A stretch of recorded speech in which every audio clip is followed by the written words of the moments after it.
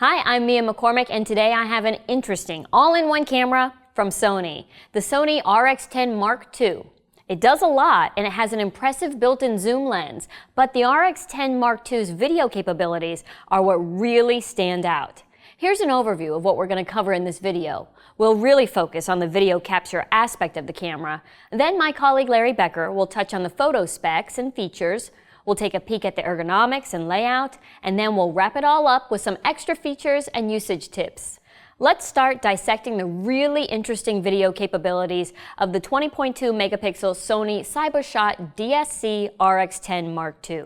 With the number of still cameras offering 4K video growing, it makes sense that Sony included it on this camera. The RX10 Mark II can capture UHD resolution, that's 3840 by 2160, internally for up to 29 minutes at a clip. It shoots in the XAVC-S format, and the capture is full pixel for pixel readout of the sensor. The quality of the video looks really good. It'll capture UHD up to 30 frames per second and Full HD up to 120 frames per second in the regular shooting mode. You can also shoot in Sony's cinematic S-Log2 Gamma profile, which is a flatter profile for more dynamic range. Uncompressed off-camera recording with an external recorder is supported over HDMI. The other really cool video feature that's sure to snag your attention is the amazing slow motion capture the RX10 Mark II offers. The redesigned CMOS sensor with a DRAM chip allows for quicker readout. Larry's going to touch on those two features a little later, but basically Sony gave this camera super slow-mo powers.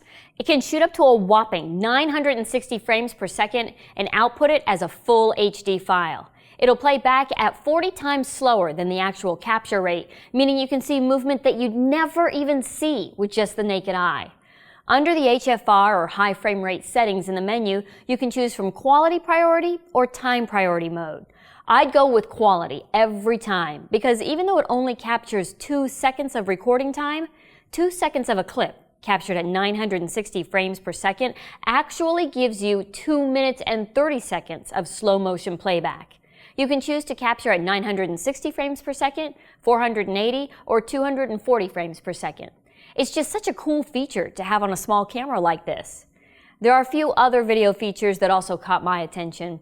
Right under the lens is a switch that allows you to de-click the aperture ring. Now that gives you the ability to manually ride your exposure. It's a cool feature that you see in cinema lenses. The RX10 Mark II has continuous autofocus that locks and holds on a subject. And focus assist controls like magnification and peaking can be crucial to getting sharp footage throughout a video clip when working in manual focus.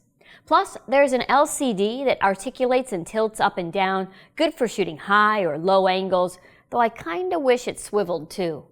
Like I mentioned, the RX10 Mark II is an all-in-one camera that shoots great still images. So, here's Larry to discuss some of the photo-specific aspects of the camera. Thanks, Mia. The Sony CyberShot DSC-RX10 II is a 20.2 megapixel camera. It has a 1-inch type stacked Exmor RS backside illuminated CMOS sensor with a DRAM chip, which allows for the new functions like that 40 times super slow motion for video that Mia mentioned earlier. But for still shooting, the stacked CMOS sensor allows for raw burst capture speeds of up to 14 frames a second and a shutter speed of up to 1/32,000th of a second. Basically, the DRAM chip is memory attached to the sensor to buffer huge amounts of data. In my unscientific test with a UHC-1 SD card, I shot 55 frames before the buffer filled up and shooting slowed down. The sensor's high-speed readout enables something Sony calls anti-distortion shutter, which reduces the rolling shutter distortion that you get when trying to capture stills of fast-moving objects. That kind of performance will help you capture a lot of action other cameras can't touch. The permanently attached Carl Zeiss lens is an 8.3 times zoom, and in terms of a 35mm equivalent, you could think of it as a 24 to 200mm lens. The maximum aperture is an impressive f2.8 all the way through the zoom range. When I first started using the camera, I felt like the zoom lens, when controlled by the toggle, was a little bit slow. Probably a good speed for filming, but I want faster zooming when capturing stills. No problem. There's a speed adjustment in the menus. Overall, I found the image quality to be considerably better than point-and-shoots and cell phone cameras, and just a bit shy of the quality of modern APS-C sensors in the same megapixel range. But that's what I'd expect, since the 1-inch sensor is bigger than most point-and-shoots and smaller than an APS-C sensor. The electronic viewfinder is an XGA OLED EVF with a high resolution of 2.36 million dots. And it comes on automatically thanks to an eye sensor. This EVF is bright and crisp and a reasonably good view when you're in bright sunshine with harsh light, though not quite as good as an optical viewfinder. And of course, indoors in low light, that EVF is better than an optical viewfinder. Back to you, Mia. So when it comes to the layout of the DSC-RX10 Mark II, the body has a sturdy weight and a firm grip.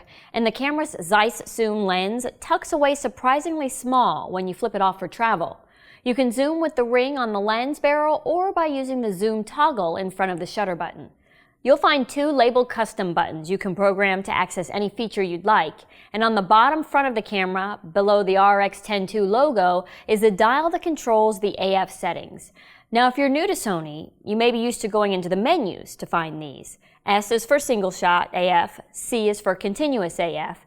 DMF stands for direct manual focus, and that means after you get focus using AF, you can fine-tune it yourself. And finally, MF is manual focus with no AF at all. Now here's a few quick extra features and tips about the RX10 Mark II to end our review with. The camera has onboard Wi-Fi and NFC for quick connections to share images with your phone and other devices. Sony also lets you add apps to the camera, and there's a dedicated menu for it as well. One especially important thing to note is that there isn't a separate charger provided. However, your camera is a charger. Some people love the idea of being able to charge their battery from a USB source because you usually have one around. For example, any USB cell phone charger will do. But I usually buy more than one battery, and I don't want my camera tied up charging a battery when I want to shoot. The solution is, if you buy extra batteries, just be sure to buy an AC wall charger too. Well, that's a look at the Sony RX10 Mark II. Thanks for watching.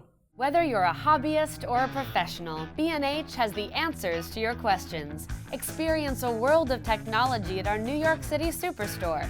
Connect with us online or give us a call.